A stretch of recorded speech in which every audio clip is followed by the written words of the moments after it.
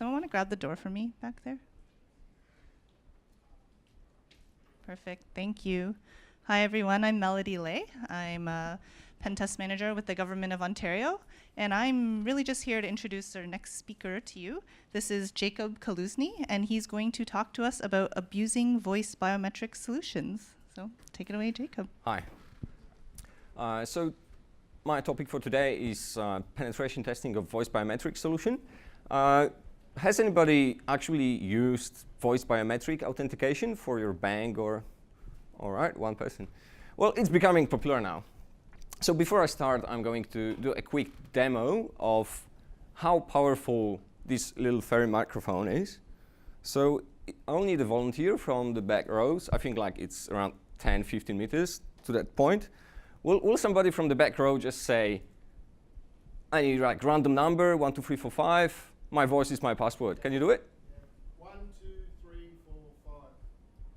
And my voice is my password? My voice is my passport. Great. So yeah, this microphone wouldn't even catch from 5 meters. But you just told us your password, and you cannot change it because that's your voice, right? All right. So yeah, let me introduce myself. I'm a security consultant at Demising Link Security in Sydney. And I recently moved from Europe, where I was basically doing application security, payment systems, mostly for the financial industry, right? And sometimes I do have interesting projects. This may be bypassing JS-based malware detection, man-in-the-browser malware, reverse engineering of proprietary network protocols, some enterprise solutions like bdata based on Hadoop or HBAS, and currently voice biometrics. So the research started back in 2015 when I was testing a few solutions.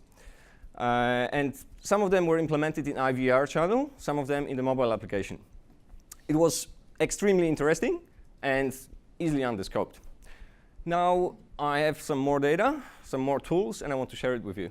So I'm going to present today some general challenges when testing non-deterministic systems based on some artificial intelligence or machine learning, and a systematic approach to pen testing voice biometric solution in short time. I'm not saying that voice biometric is a bad idea. I'm not saying it's a good idea either. So yeah, voice biometric becomes popular. So if you look for voice biometric patents on Google, there are around 1,000 patents for generally voice biometrics technology. Is it new? Not really. When I looked for risky business number 10, which was in 2007, Patrick was already mentioning voice biometrics, right? And considering security of those solutions. So it's not new. How does it work? To be honest, I don't know. I'm doing a black box test. So basically, the enrollment looks like you have to say my voice is my password or a different phrase 3 times. And then during the authentication, you just say, usually you enter your customer ID or your mobile app is already paired, and then you say my voice is my password, and that's all you need. You don't need a password or any second factor, right? It should work even if you're sick, even if you've got a sore throat. It should work even if you get old, and it should not work if you record the voice and replay it. So the current state of voice biometrics is that you're calling your IVR channel, you're calling your bank, let's say, or you're using your mobile application. You try to say, my voice is my password. If the system doesn't recognize your voice, there will be a fallback to a standard password. And if you don't remember your standard password, it will be a fallback to the IVR and the security questions. So what's your mother's maiden name? If it doesn't work, you can still go to the branch, right? So somebody called that below 1 factor, because you can join multiple factors, and it doesn't guarantee that that without knowing your voice or without knowing your password, you won't be able to log in, right? The system is as secure as its weakest link. So currently, nobody will focus on voice biometrics, because exploiting weak passwords or security questions in the IVR channel, it's much easier than hacking voice biometrics. But it will become popular. Last week, actually, BBC did, let's say, a prank on HSBC voice recognition technology. They basically took twins, and one of them tried to spoof the other. All right, so the basic parameter which describes the quality of voice biometrics is equal error rate, which is the value of when the false acceptance rate and false rejection rate is the same. So false acceptance is, of course, if I'm trying to spoof somebody's voice, and it will be a false acceptance. And false rejection if I'm trying to authenticate as myself, and it will be rejected, right? And currently, these values are around from 1% to 2%, maybe 4%. So many sources would say that biometric strength of around 1% of this order of magnitude is far too low. It's basically basic biometric strength, and we're looking for something like medium or high biometric strength, which the technology, I think, is not mature enough right now. So here are some public data on false rejections rate and false acceptance rate from one of the vendors. And currently, their equal error rate is around 1.5. So is 1% a lot or not? Basically, all we need to do is, let's say, record 100 voices and try those 100 voices on one person, right? Or the other way, horizontal brute force. So I'm using my voice, and I'm trying to authenticate as each of you, right? I'll show you a quick demo how easy it is to build a database for authentication. Not this one. Hi, I'm Jakub Kaluzny, and I'm a security consultant at Demising Link Security, and welcome to Sydney. Whoops. I'll try to play that one time. Hi, I'm Jakub Kaluzny, and I'm...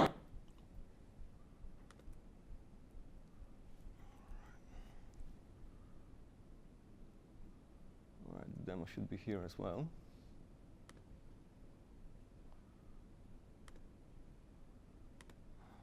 I hate Windows.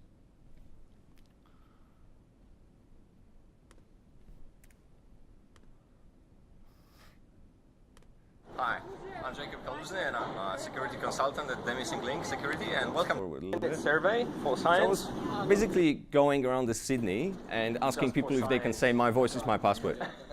No. And surprisingly, I could really get a lot of voice trials. So first I asked if I could do a survey. Nobody responded. But then if I introduce myself as a university student and I'm trying to do university research, everybody was keen on telling my voice is my password. Sorry. Doing this university research, and I need to ask people to say, just to say, my voice is my password. Would you... My voice is my password. Great, thanks. You do that too? We do. My voice is my password. Great, thanks guys. No problem. Mind if I record? Yeah, it's all good. So, can you just say, my voice is my password? Yeah, my voice is my password. Great, thanks mate. Yeah. My voice is my password. My voice is my password. Can you a little bit louder? My voice is my password. Great, thanks a lot mate. Say, my voice is my password. My voice is my password. Right. Great. Would you do that too? There were also a few other, but yeah. So it's quite easy to build such a database. And if you've got such a database, you've got the database of around 100 voices. You're almost able to spoof a voice of everybody. Let's go back to that slide. So the horizontal brute force is really possible. How do vendors calculate their equal error rate? So in ideal world, they would like to test 3,000 participants, and half of them will make an enrollment, and half of them will try to spoof it. So in practice, this is from the public information on the vendor website. This is what they do. They just take 300 participants, and they make 5 to 7 normal calls and 10 to 12 imposter calls. And they claim that generally tests with less than 100 participants are considered anecdotal at best. Right. So are you saying that these vendors are introducing innovative, modern technology, and they cannot simply take all of their recorded voices and automatically cross-check them all, and they have to do actually real calls, while they just can cross-check them all in a database? They've got WAV files. So the real problem with the voice biometrics is that there is a thing called central limit theorem. If we take a voice, of course, for voice biometrics purposes, the voice has 20 or 30 parameters, right? Let's take one parameter. Let's take a peak pitch of the voice, right? If we take the whole population a lot of people will have average peak pitch. A small number of people will have a low peak pitch, and a small number of people will have high peak pitch, right? If this is how they calculate the equal error rate, let's say Morgan Freeman will try, in their test, will try to impersonate Frodo, right? This doesn't make sense. In a real-world scenario, Morgan Freeman will try to impersonate only Freeman's family. So this is the problem. If the attacker is able to choose the voices which he's using for spoofing in a way that he's able to not take the whole population, but just, let's say, 10% of the population, he's able to increase the false acceptance rate, not from 1% to, let's say, 20%. And this is the key of this research, that you don't need a lot of voices or a lot of complicated technology, rocket science to spoof voice biometrics. It's basically maths which is against them. So yeah, of course, they can keep constant threshold, which means that a high peak pitch spoofer will be able to impersonate only few people, but an average peak pitch will be able to spoof a lot of people, and they can keep a constant false acceptance rate. But in both cases, it is bad. So yeah, this is funny. Gender does matter. There are completely different voice characteristics for males and females, and there are different algorithms for voice biometrics, and there are different attacks for males and females, right? Let's do a quick threat modeling on pen testing voice biometrics. So we have attacks on the enrollment, but it basically requires that you can man in the middle or recode somebody during the enrollment. It's quite complicated. Then we have authentication bypass. We're going to focus on that. Information disclosure. So there are many. So let's say in one bank, there are thousands of voices, 100,000 of voices. What happens if this database leaks? What happens if you can grab those voices, right? If they're keeping the original voices, not the voice prints or something like that. And denial of service. So we'll try to abuse the availability of the system, right? What about authentication bypass? There are some vendor-approved scenarios which they accept, and this is basically hiring spoofers and sometimes horizontal brute force. That's what they're prepared for. What else? Well, audio codec exploitation. Wouldn't it be cool to whistle some music and you will get a shell? Mobile API pen test. So if the solution is integrated in the mobile application, you can try to do a man in the middle there. You can try to exploit the web service or API, which is on the server side. And you can abuse the process. And abusing the process is also the key to hack voice biometrics. I'll show it in a second. You could do speech synthesis, and I hope you didn't expect that. Basically, there are heaps of companies. Adobe just did the Voco product. There is Google WaveNet, and there is Lyrebird. These are products which allows to record somebody's voice just for a few minutes and then synthesize this voice just like any sentence, saying any sentence. This is cool, but this is basically what requires years of research. They're hiring the best voice recognition scientists. I'm going to show you what can do a security consultant, pen tester, which I'm mostly focused on application security, on web application, on embedded software, on mobile applications. But what can I do with really simple knowledge about voice synthesis? And we can do the replay recording. And this will be the focus on this presentation. We'll try to record somebody and then do a replay from the recording, modifying the voice a little bit so that the system doesn't recognize its replay. There is also sneakers attack. So basically recording somebody's voice saying different words and reordering them so that it creates anybody who's seen the Sneakers film from 1984? Yeah, right. Okay. So there is also one more threat, IoT. So for example, there were these cloud pets, dolls connected to the internet. Somebody hacked them. It was actually, I think, MongoDB database exposed on the public server. And this voice recorded from, mostly this was kids' voices recorded, they leaked. What would happen if in the background there would be some parents saying my voice is my password, authenticated to their online banking once it gets popular? And there is also Orwell's telescreen implementation by CIA and Samsung. So basically they hacked Samsung smart TVs to record people silently. All right. So now, hacking voice biometrics, what do we need to do? The target is a mobile app integration of voice biometrics, IVR integration of voice biometrics, and they both claim that there is a replay attack detection. So we need to first gather the voice, do some vocal isolation, then we need to fuzz it so that we identify the thresholds of replay detection and change it enough. And then we need to do impersonation. So automate the requests, call 1,000 times to IVR. Nobody will do it manually. So how good is a good microphone? For the initial research, I was using Nexus 5 and the standard journalist microphone, which is Sony ECM. For the research, I also bought a few other microphones. Aldi microphone. Oh, this is non-directional Aldi microphone. Now it's directional. It's actually quite surprisingly well, good at gathering voices. This one is the Rode video mic, and you can actually rent Rode NTG microphone for $700, which is worth $700. You could rent it for $40 a day. And now I'm trying to contact some companies which record audio at football stadiums, and they're using this Clover mic worth $3,000. It's basically a parabolic 26 inches microphone, and recording with that would be cool, right? So let's do vocal extraction. We've got voice trials recorded from 5 meters with this microphone. If we just play them to the system, it will not catch the voice because the voice was not so loud, right? So we need to amplify the voice. By using few techniques, basically really basic techniques in Audacity, by isolating the voice, reducting the noise,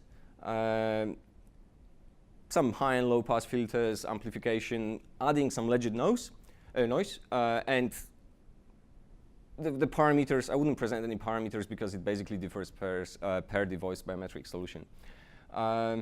So yeah, some vendors claim that this is cooperative because if I can record somebody from 5 meters, there is a cooperation. I don't see much cooperation there. And some solutions rely on noise. So if you replay the voice and the voice is changed, but the noise is not changed, it will detect a replay, right? So this is how, this is not so easy. So this is a recording from 2 meters. This is video mic from 2 meters. And this definitely won't be catched by solution, and this is with vocal isolation. This is video mic from 2 meters. And the same we can do with 5 meters.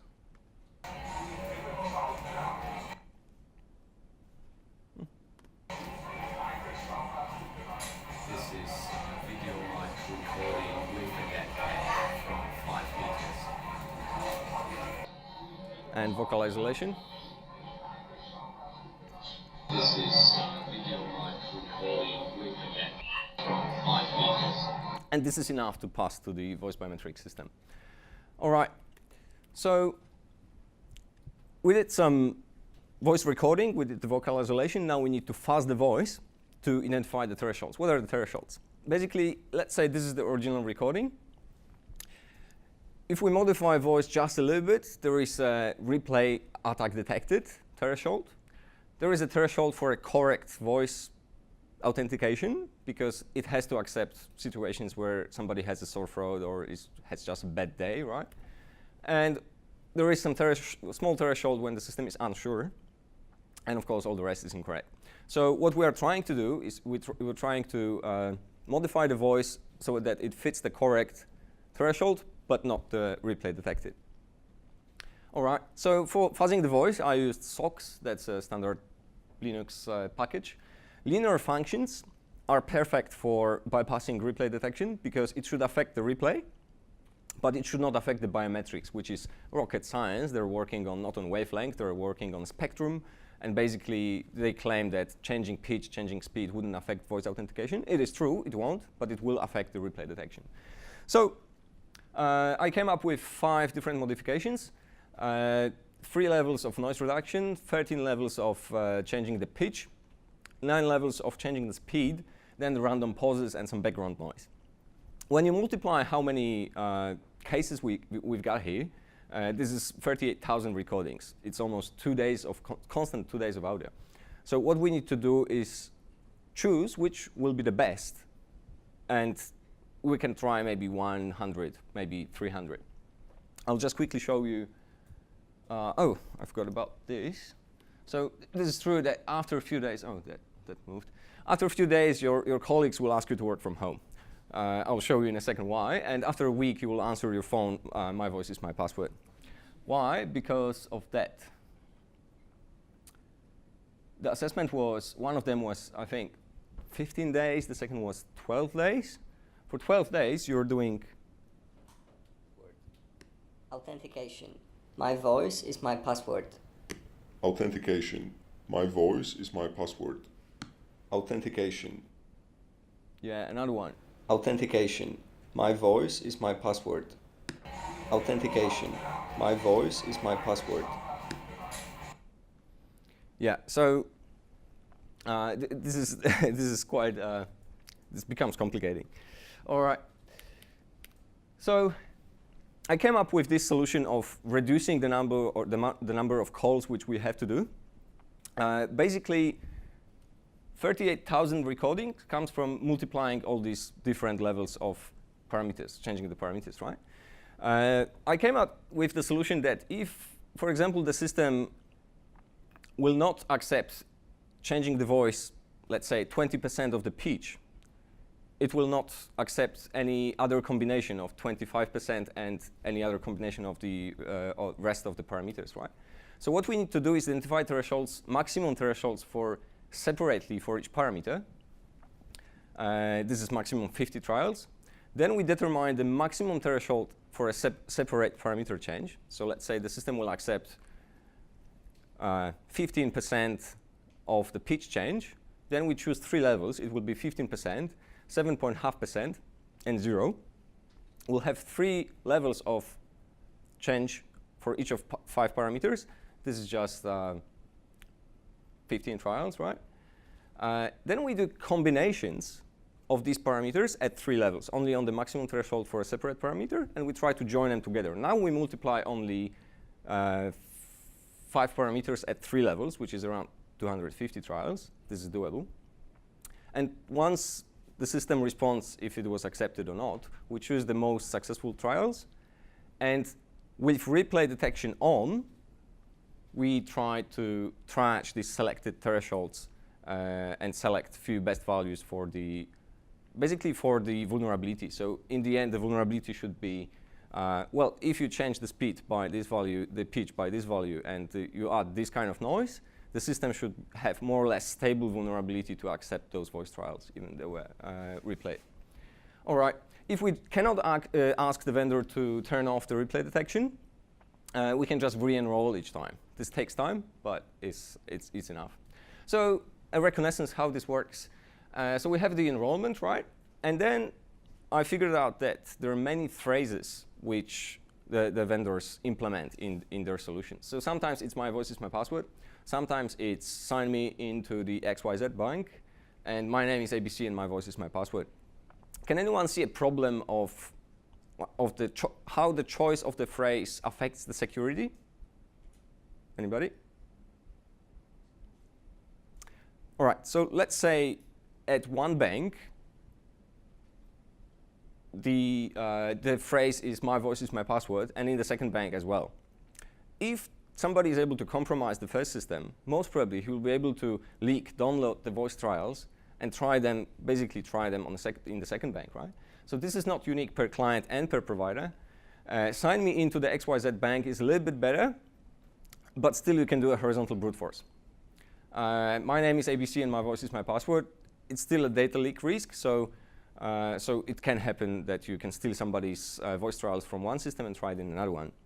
What would be the best one? The best one would be, my name is ABC, and at XYZ bank, my voice is my password. From the functional point of view, nobody would accept that. So then in the IVR channel, we need to call the info line, dial the customer ID on the DTMF, as DTMF tones, and say the phrase. The system says that either it is a success, or it's incorrect, or a replay detected, and then ends the call, or the system is not sure and asks to repeat. And then there is an authentication mobile app. And I have to admit that mobile application integrations are much more secure, simply because the apps are already paired with accounts, so the horizontal brute force is not possible. And the rules for working for the phrases are the same. So it turns out that there are a lot of challenges. If I'm testing a system and there is an SQL injection, I put a payload, I get a response, and I'm 100% sure that the system is vulnerable, right? The same with RCE. What happens here? I submit a vulnerability, and the vendor says, no, you made a weak enrollment. And actually, one of the vendors detects weak enrollments, and it claims that there are 30% of them. So you need to test many times, and even if you find a vulnerability, you have to confirm it on using different enrollments, multiple enrollments, right? There are also some machine learning mechanisms, right? So the more proper authentications are made in months' time, the system is more sure about the voice, right? All right. So, of course, we try to repeat the attack many times.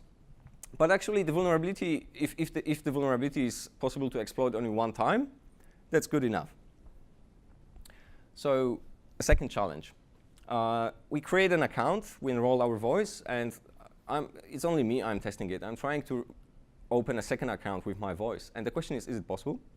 Maybe we need more voices. Third challenge.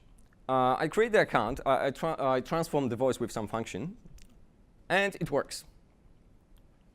Sorry, in the first case, it doesn't work, so it says that it's not your voice. But after I changed another voice of my colleague with that transformation, the system accepts it. So we need even more voices, because some thresholds, some changes, may work only for specific voices, not for all of them, right? Next challenge. So we've got a light modification that will be small f, and a strong modification. First, we send the light modification. The system detects the replay, because it doesn't differ much from the original recording. Then we pass the strong modification, and the system detects the replay, because it doesn't differ much from the light modification, which was supplied a minute before. But if we supplied the strong modification first time, it will be a success. So the previous authentications affects the future ones, because there is a database of recordings, so that the system is able to do replay detection, right? So if it's possible, try to ask the vendor to turn off the replay, the learning mode, so that you're able to test the thresholds separately. All right, the next one. Oh, this is actually good. This was actually reported as a vulnerability. So we created an account. We transformed the voice and enrolled it. We transformed the voice with some function. We passed the modification, and the system said, I'm unsure, please repeat.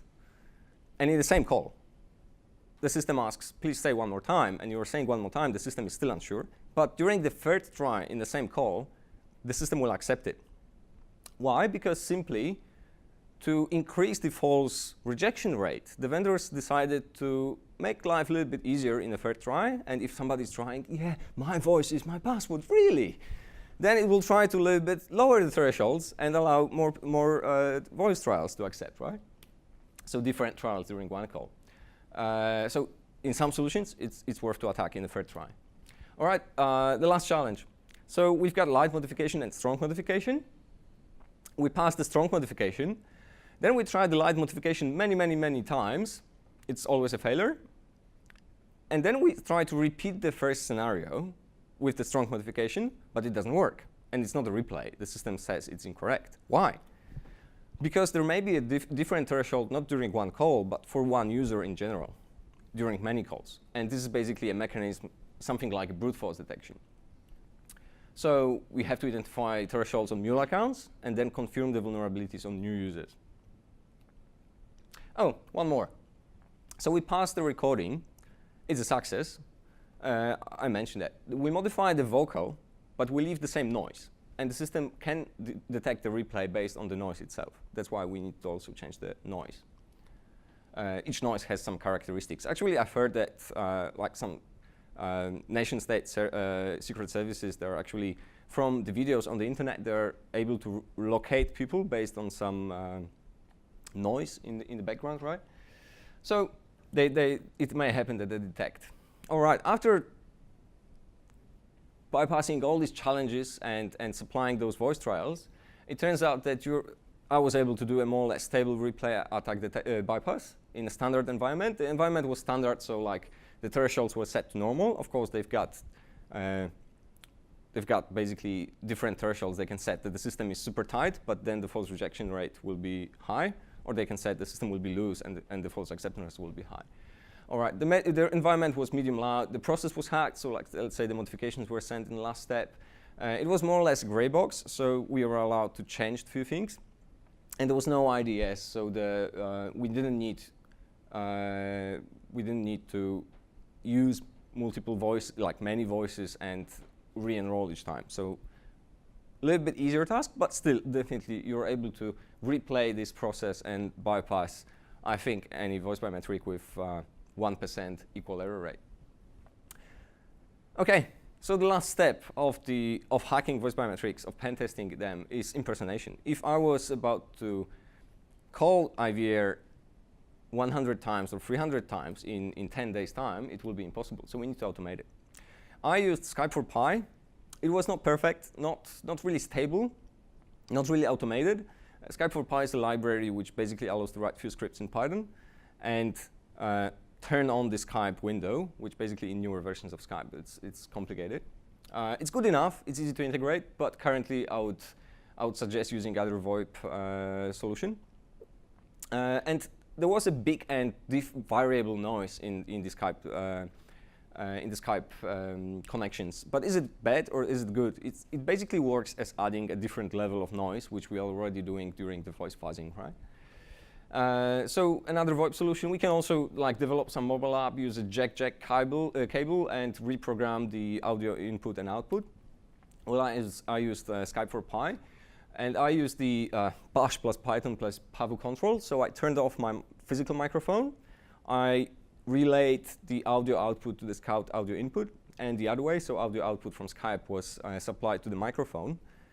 And in this case, I was able, by supplying a command, play, I will basically play a recording to the Skype, and a record we collect from Skype to detect what was the response. Dialing the DTMF tones, that's quite easy. Basically, you have to generate few wave files. That's interesting. So you have to collect the responses, and you can use, of course, some API. If you've got API access, that's perfect. Like mobile application, that's perfect. But what if not?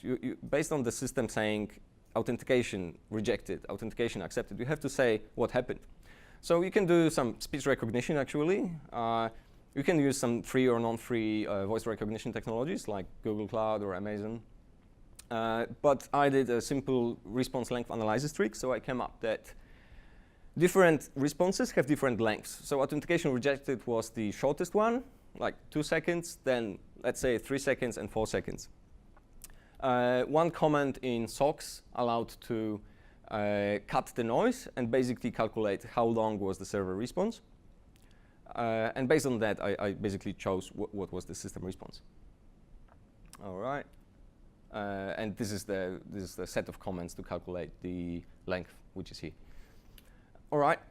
So the attack process, we've got all the tools. We've got the ideas and voice trials. So we just need to take the next fast voice print, call the number, dial the DTMF tones, play this voice print, collect the response. If the response is, let's say, unsure, please repeat.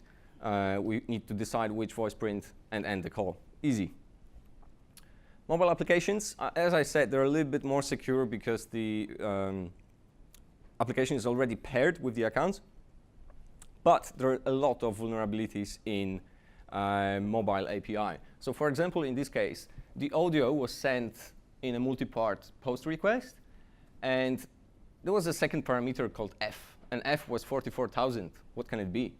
Well, frequency. So there was a 2 megabyte file limit, but if you passed f equals 1, the system tried to, I don't know, create a WAV file or play this recording using 1 hertz frequency, which basically DOSed the system because 1 hertz frequency on 2 megabyte file was thousands of hours. So yeah, often voice biometrics are implemented as a separate box. The box is developed by the third party, so we don't control the software development lifecycle there, security. HTTPS requests often have a different endpoint, so the security of these endpoints, cipher choice, or basically a man-in-the-middle attack is possible because the solution may not verify the certificate. So I suggest that the voice authentication sessions should be distinguished in the, let's say, in the online banking, that this session was authenticated using voice. So let's allow this guy only make wire transfers to the trusted beneficiaries, not to all. All right, the summary. I always repeat that a pen test without threat modeling is bug bounty hunting. And really, if you do a proper threat modeling on these solutions, you're able to find vulnerabilities just during the reconnaissance phase without touching the code or touching the solution. Yeah, analyze the business assumptions. So when the thresholds are changed, try to pick the test scenarios. Ask to turn off the learning mode. Ask to turn off replay detection to identify thresholds faster. Identify thresholds on one account and attack the other. That's basically to bypass the learning mode. Do tests with noise cancellation and without, because some of the solutions, as I said, may detect those replay of the noise. And yeah, as I said, it's not a bad idea. It's not a good idea either, but it should be tested thoroughly.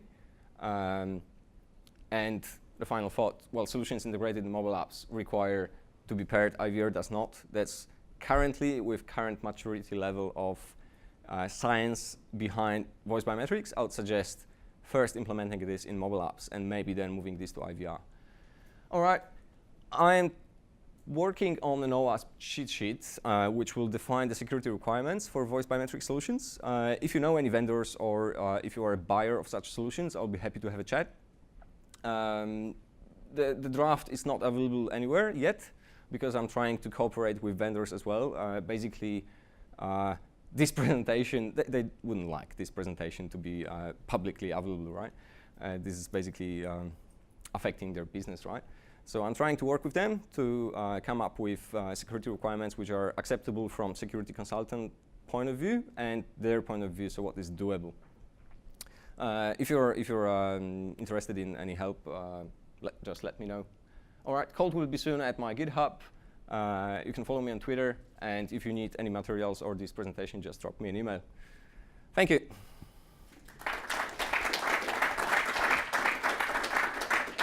Thanks, Jacob.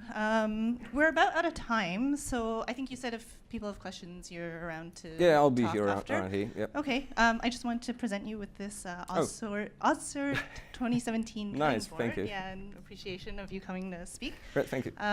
Another round of applause, please, for Jacob. So we have an hour break for lunch right now from 12:20 to 1:20, and then if you come back here after, it's Andrew Jameson talking about biometrics as well. So please don't forget to rate the sessions on your apps if you have them, and have a good lunch.